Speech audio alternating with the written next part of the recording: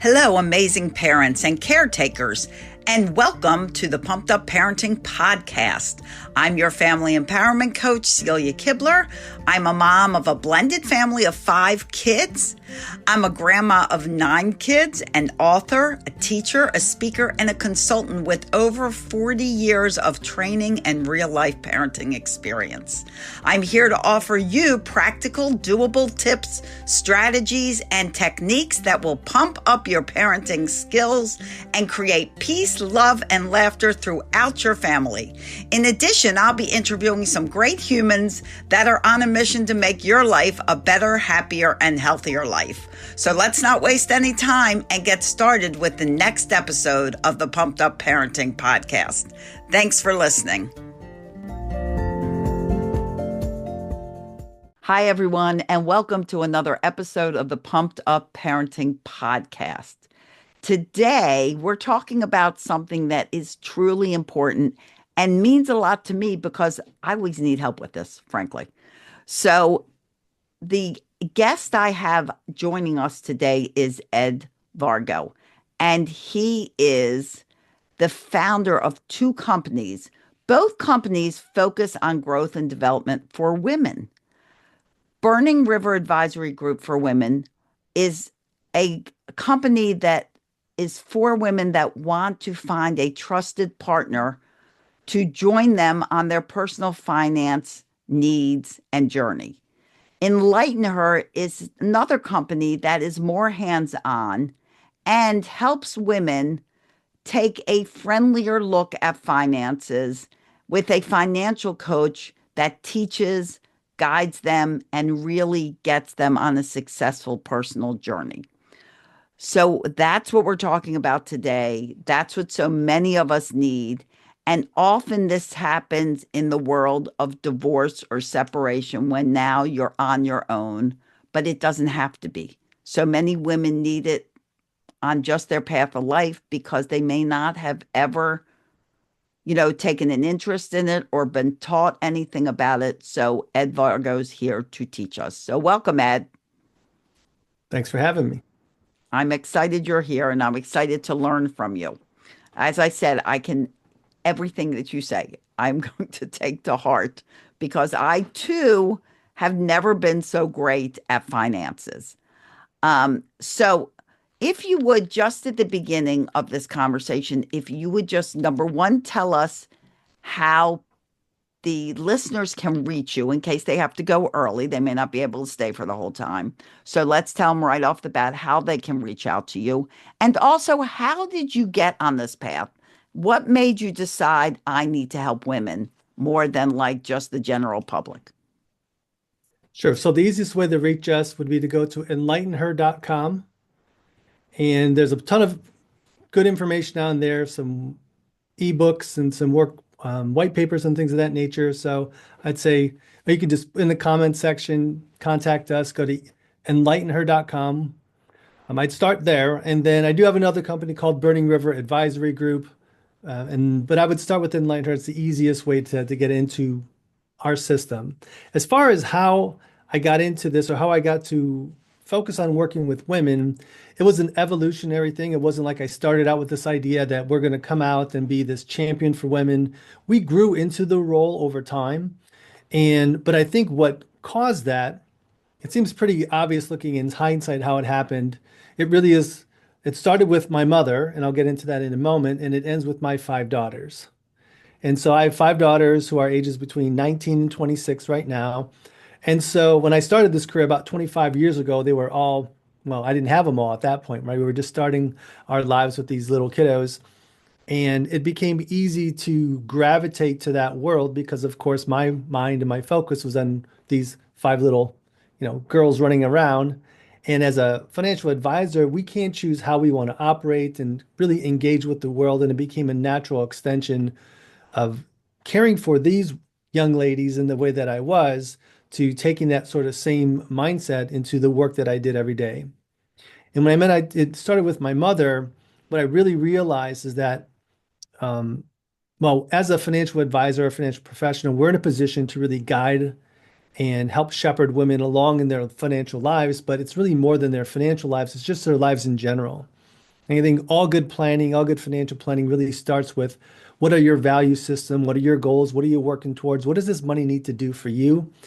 And but part of how we think about money and engage with money starts with our upbringing. And for my mindset, again, harkening back to my mother, in and I won't get into this story because it's kind of a long story, but the short story is unfortunately during her divorce, when my mom and dad got divorced, she had to give up custody of us four children. And think about that, a mom who had to give up custody of her four kids, and she had to give up custody of us because she didn't feel she was in a position to care for us financially. And she's an immigrant from South Korea, never really written the language well, has never driven a car, doesn't write the language very well. So there was a lot of cultural barriers she was up against, but she really didn't know how the divorce system worked. She wasn't getting good guidance. My father, like in many relationships, wasn't stepping up to give her all the answers, even if he had them. And so ultimately, she felt like she had no options. She had to give up custody of her children. And I think about that, I think about a mom having, obviously I'm a father today, but think about a mother having to give up custody of her children, partially because she didn't know any better. If she would have known how the system worked, if she had more knowledge on her side, she had some people to advocate for her or with her, she would have had a very different outcome. And my childhood would have been very different. My relationship with my mother would be very different. And that's one of those things that guides me today is that I never want the women we work with to have to make a similar choice. And so that's sort of the long and the short of it. I have the sort of my girls today, which is very positive. We want to raise strong, formidable, empowered women who can go out into the world and do whatever they want, so to speak. And I certainly don't want money to be a barrier. And I always can harken back to my mom's situation as what could happen if things don't go the right way. So kind of the tale of two cities. And I think that story is so important because here you are seeing what could happen from your own family without any, with your mom who really didn't know any better. She didn't know that she could do it in a different way you know, with some help and with some encouragement and some skilled, people around her. And now you have these five girls that you have to raise to feel like no matter what their vision is, no matter what their goals are, they can reach them. And they can reach them on their own if they know what they're doing. And I think something you brought up is something we should talk about. And it was your mom's own self-doubt. Can I do this? Can I raise these kids? And what do I have to raise? I don't have any money. I can't speak the language. What do I have that gives me the power to raise these kids? And I think women very often are bred and brought up with a lot of self-doubt and a lot of, am I good enough to do this? What do I know about anything? And am I worthy of doing this? And so, how do you address that with your clients? Well, there's a lot in that statement. I mean, the thing about my role, sometimes it feels like more on the psychological side. The things you've talked about there deal a lot with the psychology that we bring into our relationship with money and how we interact with it. And then how the money side can help with that is, of course, money is a conduit. Our finances is a conduit, and it can either enhance and give you more. I would say it can help bring out more of what's in you, but it can also hold you back if you don't feel like you understand it very well. And so what we try to do is separate those two pieces. We try to separate sort of the psychology of money, or at least understand it. Like, what are we bringing into this conversation? Are we looking at it from a negative lens? And can we flip that around? Because to your point, we do see some biases. There's these cognitive biases that affect all of us to a certain degree, and they affect us in different ways. And I'm thinking about the difference between the way men interact with money and the way women interact with money, as an example. And so when it comes to the world of finance and money, men have an overconfidence bias. And probably all the women in the audience are like, yeah, I've seen that before, right? It's this idea, and it is interesting because logically, there shouldn't be any difference in terms of a woman's ability to understand money versus a man. But we oftentimes see men who come and we'll talk to men in the practice, and they almost feel like I should know this stuff. Like that's their bias. Like I should know this stuff. And they might feel bad that they don't know it, but they almost feel like, yeah, I should just know this. Like inherently they should know about money. Like even though they've never Right. been taught about money, never been raised around it, but they should just know it. And that doesn't logically make sense, but sort of emotionally and innately it makes sense to men. Women don't often feel that way. They might feel like I should know more about money because it's smart to know about money and it makes sense. But I don't think they feel like they have this innate ability to know money and understand money the way men do. And so what that does inherently, it oftentimes leads men to step forward when it comes to money, and a woman might step back. And that really magnifies in a relationship. So as an example, in most relationships, there's this division of labor, right? Men do X and women do Y, and it's Right. not really along gendered lines, but it's just you just decide to focus on certain tasks because that makes sense in a household. But systematically, men tend to lean more toward the money side, particularly the big picture money stuff, and women don't. The guy's like, hey, I'll take that, even though he may not know that much about it. He just inherently feels more comfortable with it. And women tend to not feel as comfortable with it. So it's an easy one to give up. And it's a division of labor. So again, it makes sense. We don't both need to come to the table to do this, but in money, it's a problem. It's a problem in the sense that if I didn't know how to, here's something ridiculous, load a dishwasher, like because I never do it, right? Or would that's not It's a I can pick it skill. up. It's a skill, Ed. It's a I've been yeah, because I know I do it wrong all the time. So right. it definitely is a skill that can be taught. But the point is that if I had to learn that and pick that up, I could probably do it pretty well. I could probably learn it pretty quickly. And even if I couldn't do it very well, the ramifications of not knowing how to do that task aren't that great. But when it comes to money, imagine things go wrong in our relationship, or the husband passes away and then the wife has to step in and deal with the money, but doesn't know how. The ramifications of not knowing how to do that task are immense.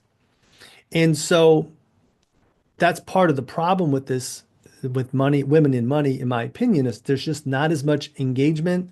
There's a lot of reasons for that. Like you said, I think a lot of women might feel or come to the topic of money like, I just don't get it. It just doesn't click like it does with my husband. And maybe that's true. Maybe he just makes it seem like it clicks more because he likes it and he's overconfident. But even if it doesn't click with you, even if it's a true barrier, you don't quite get it. It's just one of those things that you're kind of a bit oil and water. It's important enough to get to learn and understand.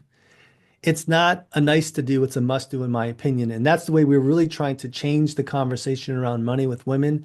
It's no longer a nice to do. It's like a survival skill. You really need to understand this, even if you have somebody else right alongside you doing it with you. They can't do it for you. You need to be a part of the conversation. Right. And that's an excellent point because a lot of times in a relationship, that's a hard to talk about conversation. That's where people get very defensive. And, you know, you may have someone that's good with money that's not with money. And a lot of relationships end because of money, and they never want to address it. They never want to talk about it. They never want to get on the same page. Uh, One of the things that you said about men versus women is, I have a kids fitness company that I've had since 1987. And through those years, I've done a lot of birthday parties. And I've done a lot of birthday parties in very affluent areas of the DC metro area. And when you're like hanging around in conversation of the adults, I will tell you the men are always talking about stocks and trades and the women are talking about their kids' after school programs and stuff like that. There is definite a division of that. And I can't tell you how many parties I've done. And it's like that at almost all parties, which proves your point that like men have an interest in the monies of what's going on, and women have an interest. And I mean, this is a very general conversation. I don't want people to get insulted, but it is very much like that. And it needs to become, like you say, an important conversation, just not a conversation that would be nice to have. Yeah, and your experience is not unique. That happens a lot.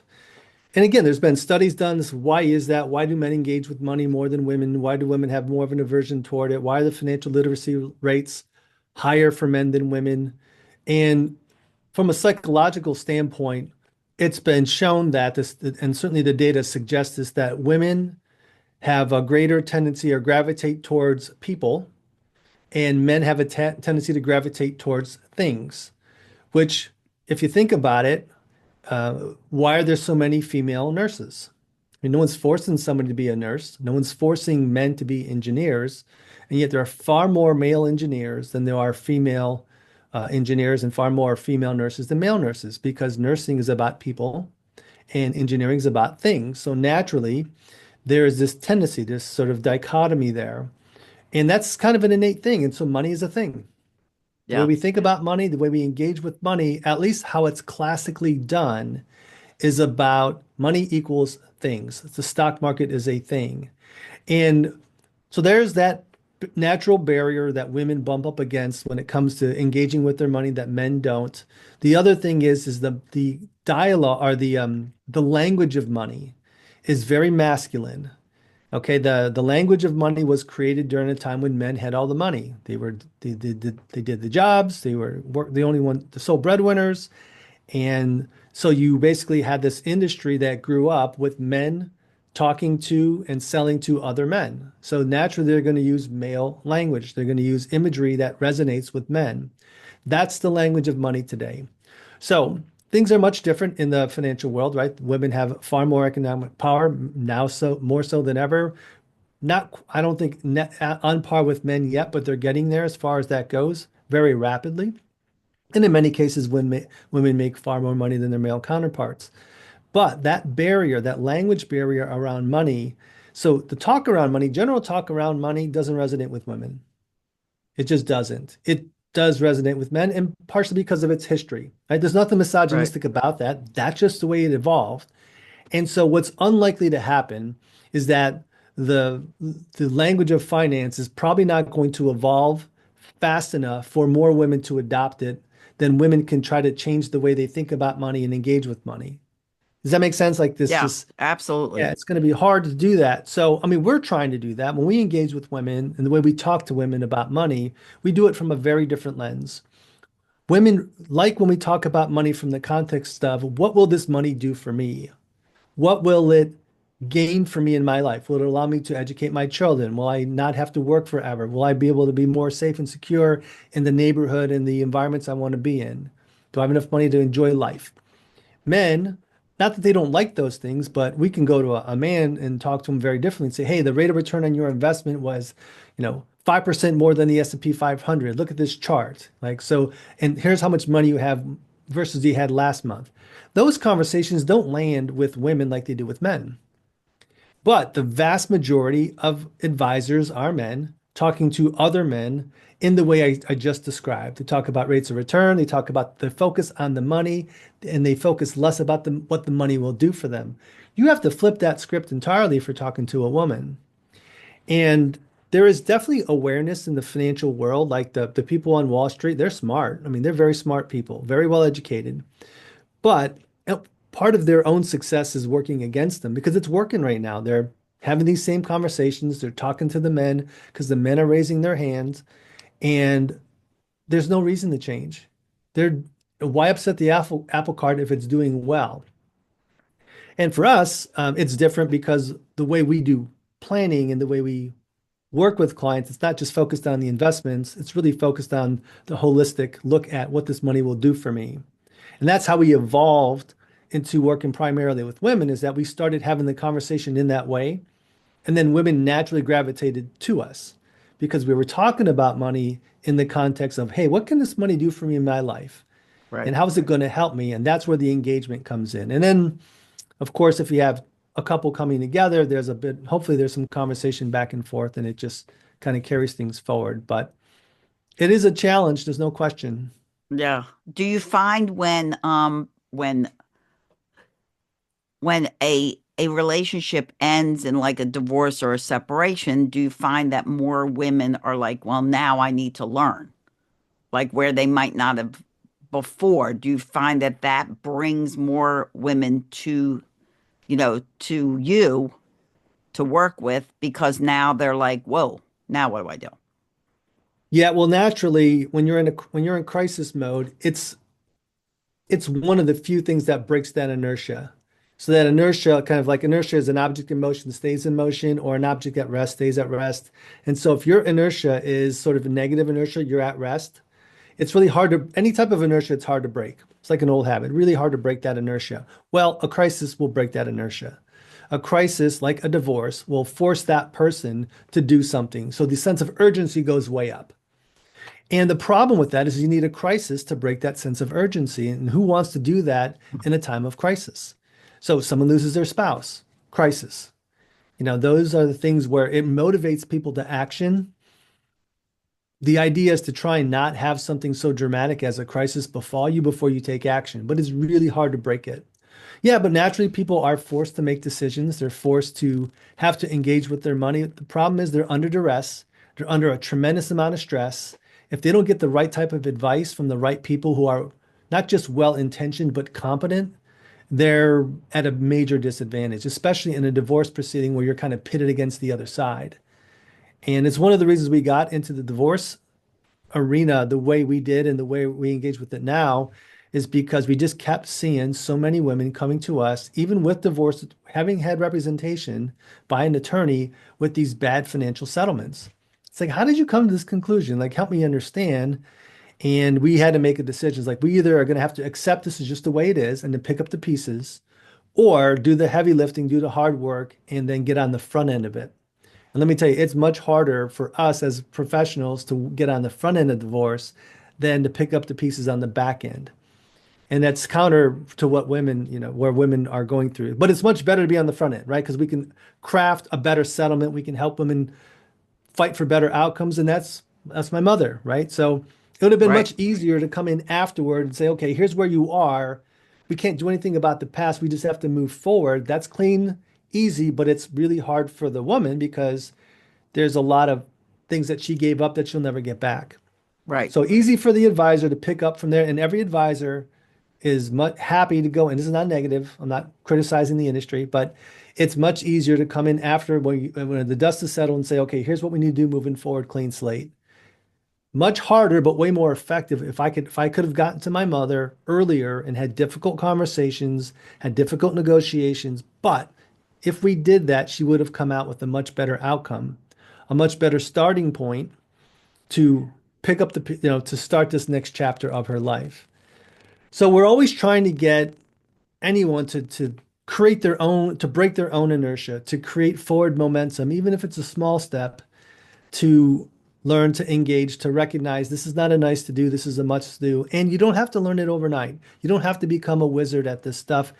And even if you're in a productive, high quality relationship with your spouse, have some conversation, have some dialogue, get on the same page because tomorrow's not promised to any of us. And if that relationship goes south, let's just say you had an illness that came up and that person was taken from you, you still have to pick up the pieces and try to figure it out from there in a moment of crisis, which is again not the best way to do it. Absolutely. I totally agree. And I know when I went through my divorce, same like your mom to a point. I mean, I did not lose my children, but my way of thinking was I don't want to it was a I don't know. He was in one state and I was in another, whatever you call that. So I didn't want the children to have to get involved in it, to have to go to court, to have to. So I was just like, whatever he wants, go with it, because I just want this to be a peaceful divorce and I don't want the kids to have any negative effects about it. And so I gave up a lot of stuff that I look at now. I mean, we're way past it. My kids are grown in their 30s and 40s. But I look at like, what was I thinking? you know, Giving up. But I was like, okay, fine. Once I take that. Right. Well, that happens all the time. This regret afterward. Like in the moment, it made sense. You're like, I want to get this done. I want to protect my children. I don't want to deal with this long drawn out fight. And I just want to move past it. And then when you get away from it, you don't even have to be away from it that long. Then you start to think back on it and think, oh, look what I gave up. Why did I do that? Because you're in a different headspace at that point. And there's no recourse. You can't go back and relitigate Right. these things. So it's really important. I mean, it's super important to pay attention to those decisions which are irrevocable. Once you make this decision, you can't go back on it, or it's really, really difficult to go back on it. And divorce is one of those things. And there is a natural tendency from what I've seen, and I think there is evidence to support this, but men tend to be more comfortable with the conflict lasting longer than women are. And maybe because there's a testosterone difference, right? Men are more aggressive in general. They have more testosterone. We know how that works. There's a lot more wars started by men than women, right? So all of that Right. stuff, the reality is men are built more for that type of battle. And if there's an imbalance in terms of financial knowledge, or if he makes more money, and still today that's the case more often than not, then the man's at a huge advantage when it comes to that war of attrition, because that's what it really is. It's this war of attrition. We're going to fight this out. We're going to drag this on for a long period of time. And if there are children involved, chances are, and again, these are broad generalizations, as you stated earlier, not offending anyone here, but trying not to anyway. Um, the mothers are probably going to be more attentive to the children than the dads are on average in those cases. And so it seems to be just much easier for the guy to be in this state of limbo and have it drag on and have conflict for longer periods of time than women are. Yeah, I agree. And but then and the women capitulate. They're like, I don't want to deal with this anymore. I'm done. I don't care. I can't take it anymore. And the guy's like, yeah, I got what I wanted. You gave in. I got what I wanted. And then the women, I won't say wake up, but they, get past it, get past those emotions. They're like, what have I done? And I they're like, regret. what was I thinking? What was I thinking? Right. Right. And that's why I said it's so important, especially in divorce, that you have people around you that can help advocate for you. Like they really can be an advocate because you don't always see things clearly.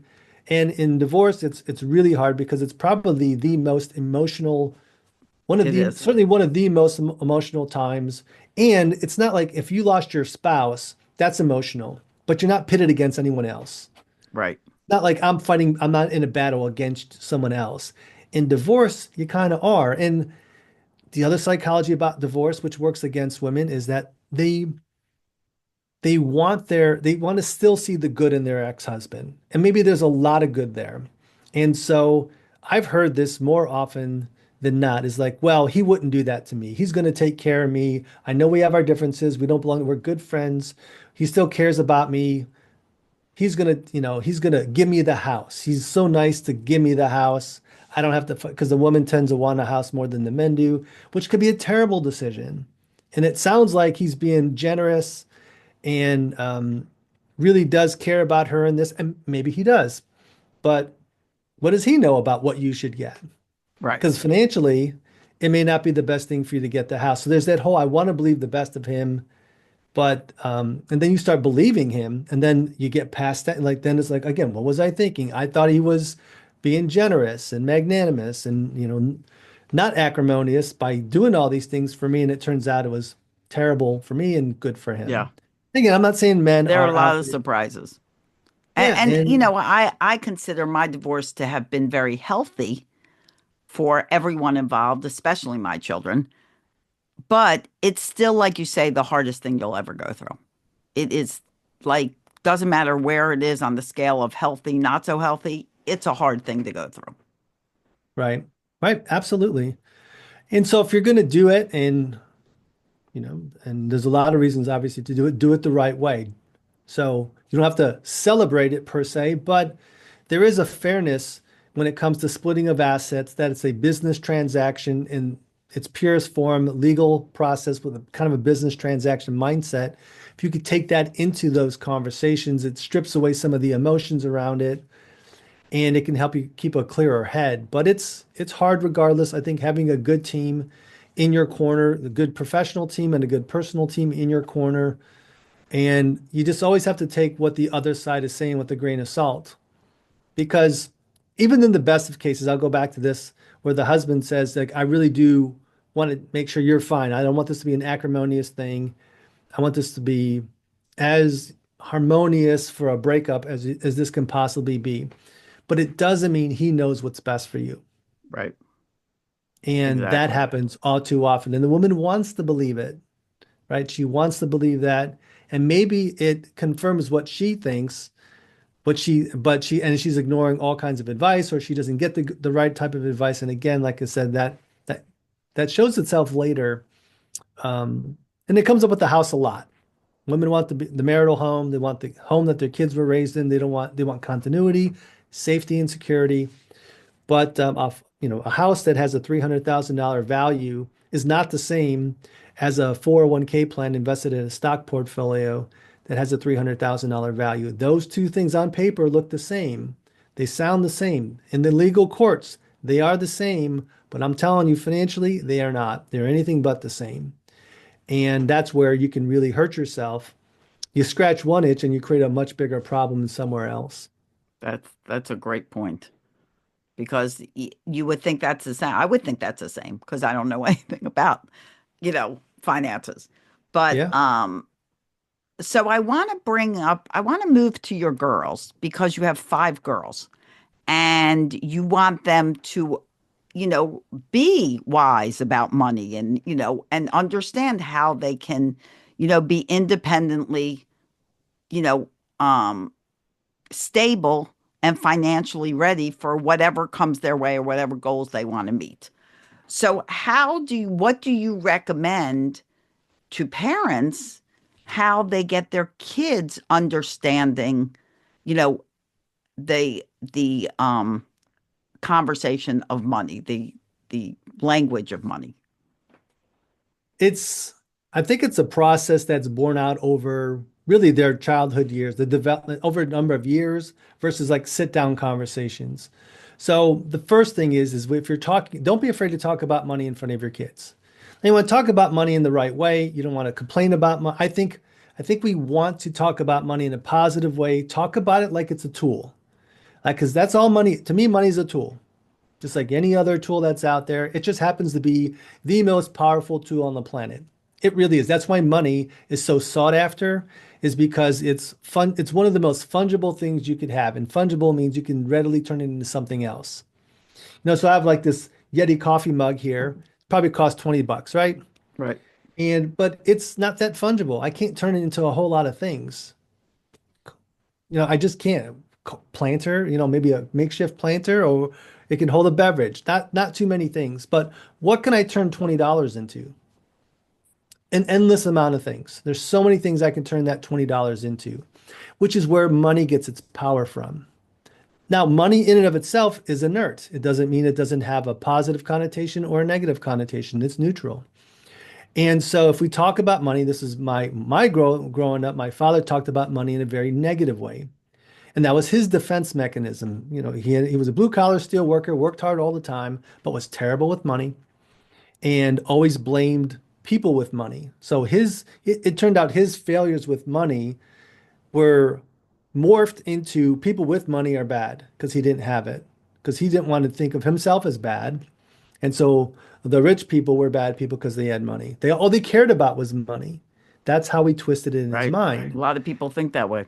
Yeah, and I always thought that is curious. I'm like, and I remember me as a young person, a lot of conflict in my household growing up. That's just my father's way. But he would always talk about money, and I just kept thinking like, the only person I hear talking about money all the time is you, right? So, and he's like, oh, the rich people, they just think about money. That's all they talk about. Yet he was the one who was talking about money all the time. So his perspective around money and the scripts around money were all negative. Money was bad. People with money were bad. Imagine growing up in a household when that was talked about. Like the reinforcement was constant negative reinforcement about money. And so for me, I didn't really grow up thinking that money was evil. I grew up thinking about money as like I didn't really think I was indifferent toward money. I didn't seek it out.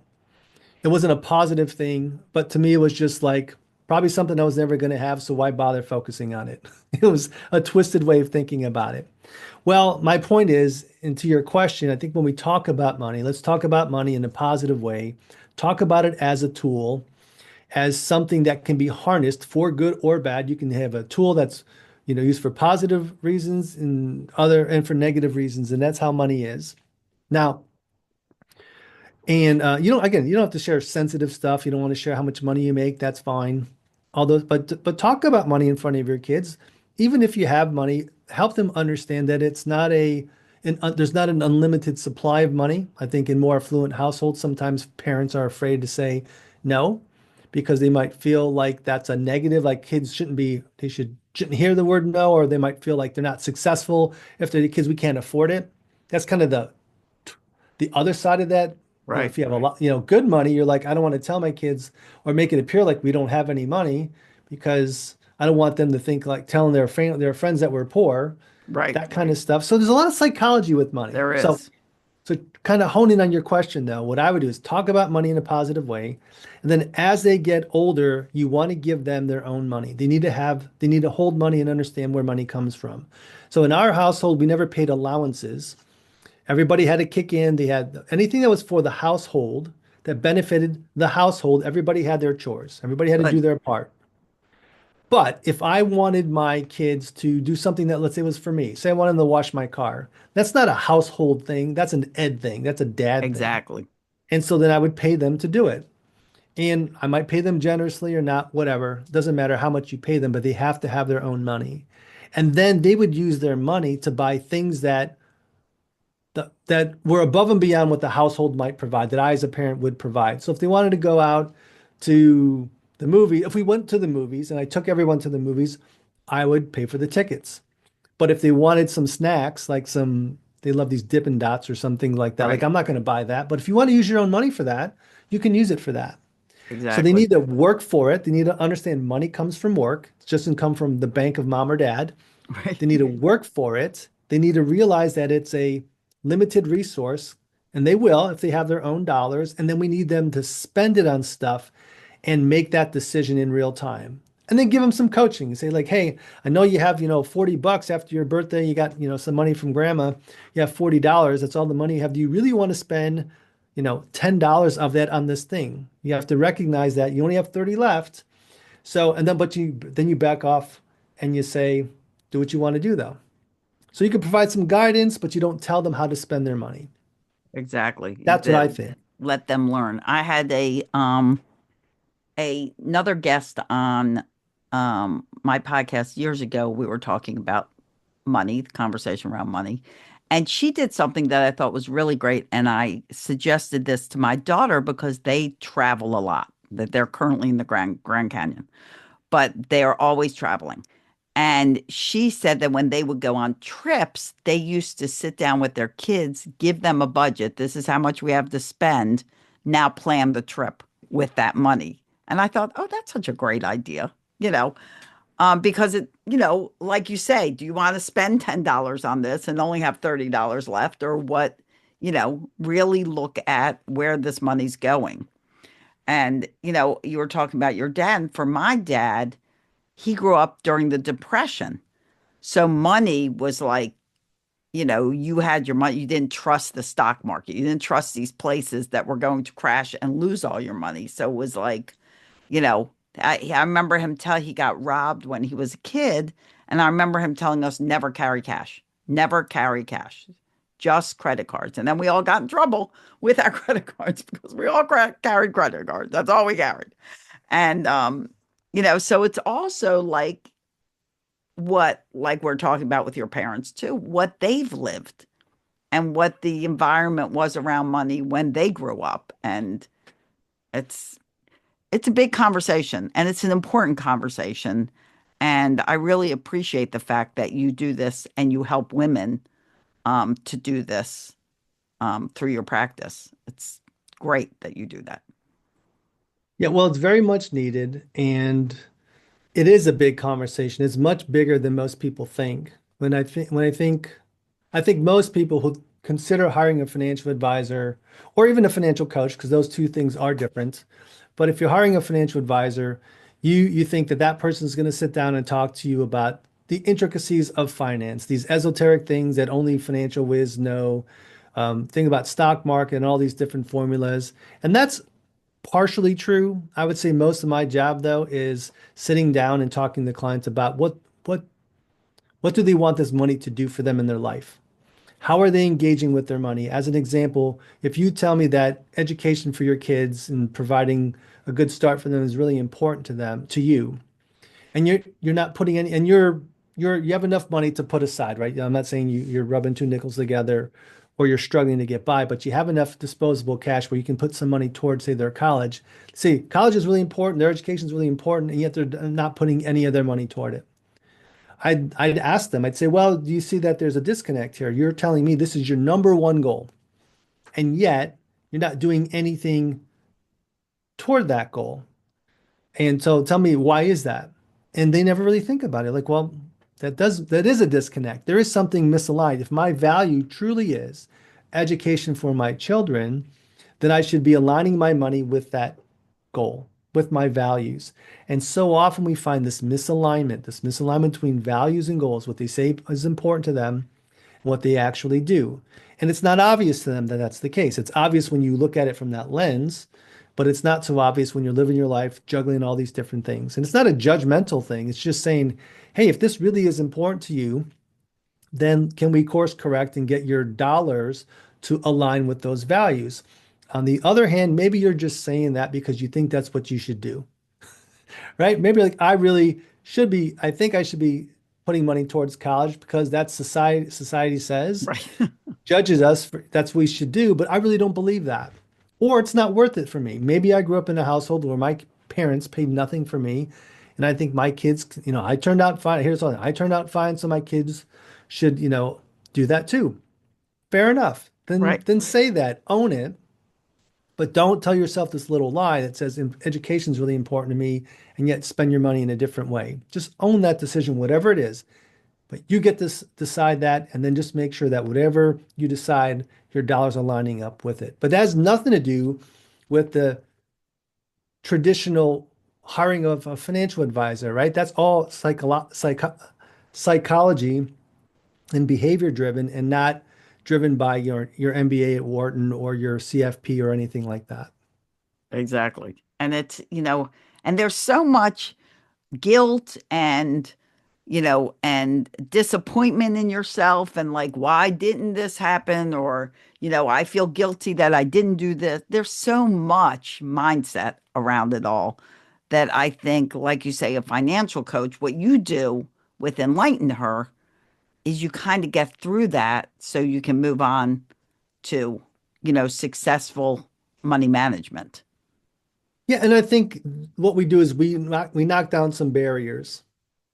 In essence, we tear down some walls, because if you went on Google and you typed in financial coaching or financial education, or you just went more niche in terms of your topic, college planning, whatever it is, you'd get millions of hits. You have to weed through all that stuff. You're not sure what's right, what to follow. So it takes a lot of time, a lot of energy, a lot of effort. A good coach, a good financial advisor will dig that ditch for you. That's kind of how I think about it.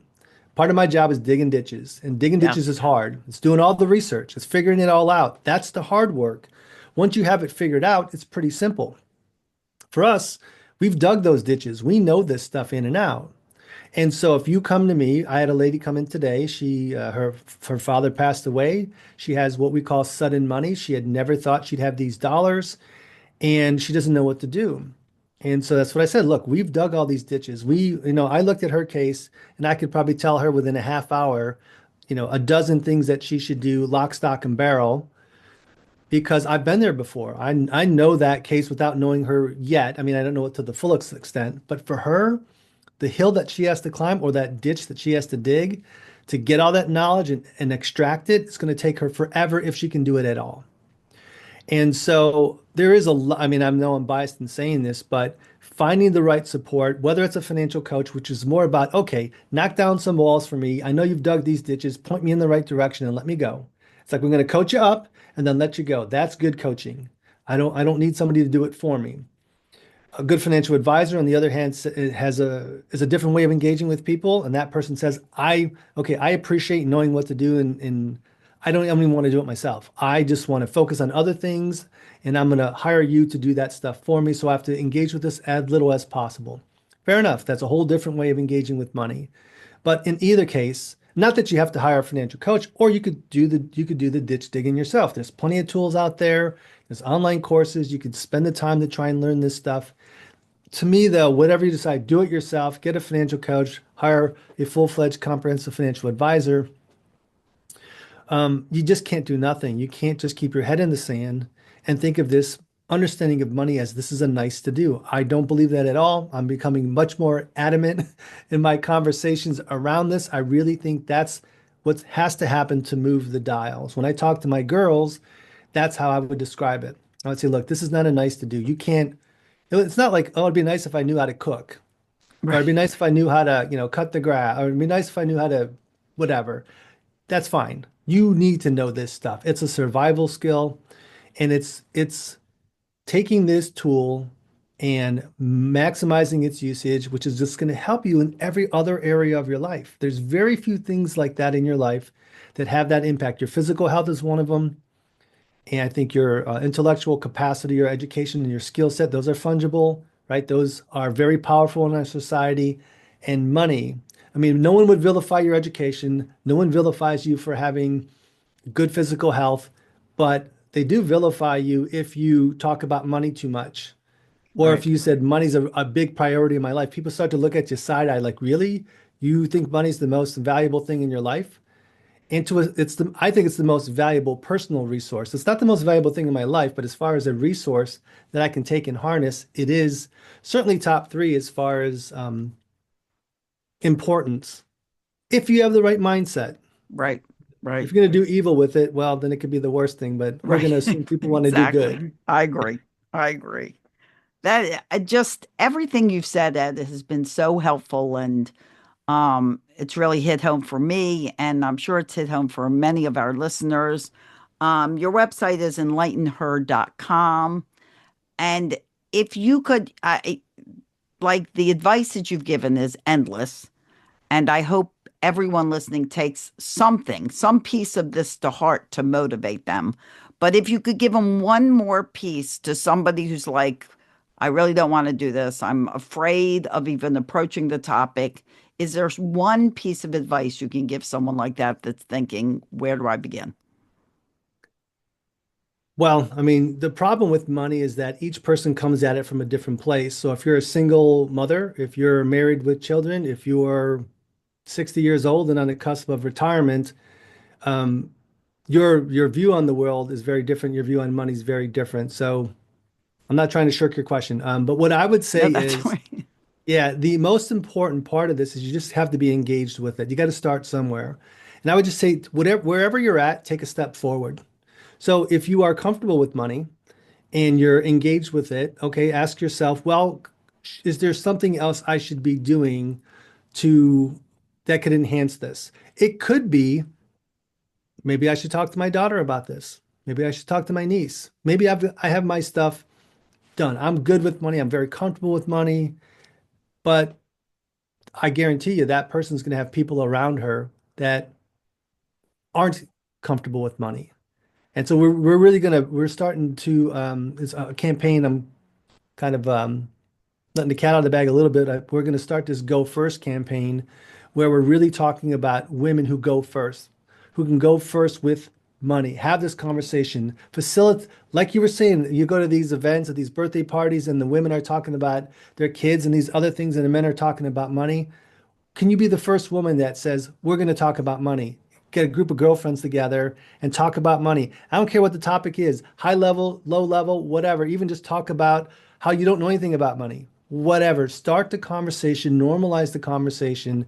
Do one step more than what you're doing today. It doesn't necessarily mean it's got to benefit you directly. It can benefit the women around you and or your sons too, or anyone who's not talking about money. Our lens is primarily from the female perspective, but can you take that step forward, do something positive, get a little bit of power forward momentum, and break whatever that a negative inertia is?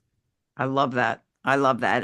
And a big part of that is to realize you're not alone. You're not the only person that needs to know more about money. Right? Half the people walking the planet probably need to know more about money and how it can benefit, their goals and their, visions. So knowing that you're not alone, taking that step, such great advice. So again, to reach out to Ed, please go to EnlightenHer.com. And like you said, there's freebies on there. Like download them, get the information, get yourself started, get get energized about making your life what you want your life to be. Ed, thank you so much for being here. I really, really appreciate it. Well, thank you for having me. I've really enjoyed the conversation. Me too. And once again, go to EnlightenHer.com, check it out, check out the resources, get started. And if you want to have a conversation with Ed, send him a message. Say, I think I want to talk to you about what's going on and how you can help me. I appreciate all of you being here. Thank you so much. And as always, we're very grateful. Ed and I would be really grateful if you would share this out to one of your friends or families or someone you know that is also trying to figure out how to approach the conversation, how to approach getting better at something you may not feel so comfortable with. So please share it out. Leave us a comment if this helped you in any way so other people can be helped by it as well. As always, guys, I wish you days filled with peace, love, tons of laughter. If you need a little stress release, laughter really is the best medicine. I thank you all for taking time out of your busy schedule to hang out with us. And I hope you have a very prosperous and enjoyable and happy and motivated day. And we'll see you here next time on the next episode of the Pumped Up Parenting Podcast. Bye-bye, everyone.